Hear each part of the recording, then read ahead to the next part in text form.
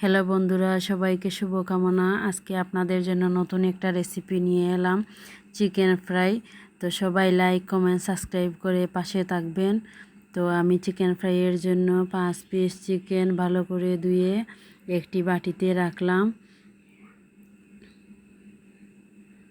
তারপর পেস্টের জন্য একটা পেঁয়াজ, 2টা রসুনের গুঁটা, 2টা কাঁচা লঙ্কা, এক টুকরা হলুদ পেস্ট করে রাখবো। তারপর চিকেনগুলোকে একটা শিলনোড়া দিয়ে তেঁতলে দেব। ভালো করে ধুয়ে টিস্যু পেপার দিয়ে জলটা তুলে নেব, যাতে চিকেনের গায়ে কোনো জল না থাকে। জলটা তুললেই ভালো হবে।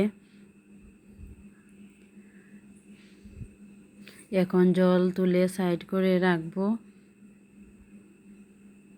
দিয়ে দেব পেস্ট করা মশলা 1 চামচ, দিয়ে দেব হলুদ গুঁড়া,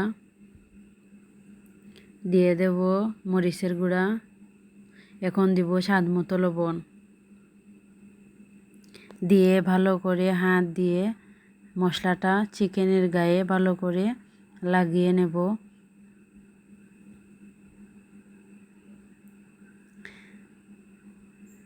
এটা যেমন বানাতে সহজ, তেমন খেতে খুবই মজাদার।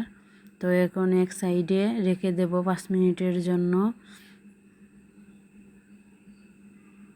ভালো করে মশলা লাগিয়ে এখন বসিয়ে দেব প্যান, দিয়ে দেব তেল। তেলটা যখন গরম হয়ে আসবে দিয়ে দেব চিকেনগুলি, একে একে সবগুলি দিয়ে দেব। এটা বড়রাও খেতে খুবই ভালোবাসবে রান্না করলে, আর ছোটরাও খাওয়ার খুবই অসুবিধা করে খেতে। তো এরকম পাকোড়া করে দিলে সব বাচ্চারাই খেতে চাইবে। তো কিছুক্ষণ পর এক পাশ ফ্রাই হয়ে গেলে অন্য পাশ উল্টিয়ে দেব। এরকম কিছুক্ষণ পর পর এগুলোকে উল্টিয়ে পাল্টিয়ে দিয়ে দেব, যাতে ভালো করে ফ্রাই হয়ে যায়। এখন হয়ে গেছে ফ্রাই, নামিয়ে নেব।